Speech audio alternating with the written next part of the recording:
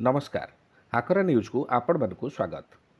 ए दुई जन थाना अधिकारी के देखंतु जड़े होउचंती खुंटुणी थाना अधिकारी भवानी शंकर खुंटिया आउ जड़े होउचंती नरसिंहपुर थाना अधिकारी विक्रम केशरी जेना। उभयंकर बदली होईची। नरसिंहपुर थाना अधिकारी विक्रम जेना को तिगिरिया थाना को बदली करा जायथिबा बेले खुंटुणी थाना अधिकारी भवानी शंकर खुंटिया को नरसिंहपुर को बदली करा जायछि। सेहीपरि खुंटुणी थाना को आसीचंती गोविंदपुर थाना अधिकारी रवि नारायण बेहरा। तिगिरिया थाना अधिकारी ज्ञानरंजन सामल को पुलिस मुख्यालय को बदली करा जायछि। एही भली भाबरे पुलिस विभाग पक्षरु एक बदली ऑर्डर जरिया ए समस्त अधिकारी को परिवर्तन करा जायछि।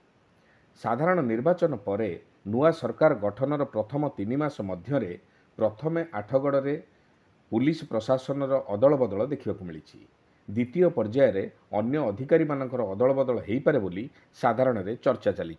आज खबर एतिकी। नमस्कार।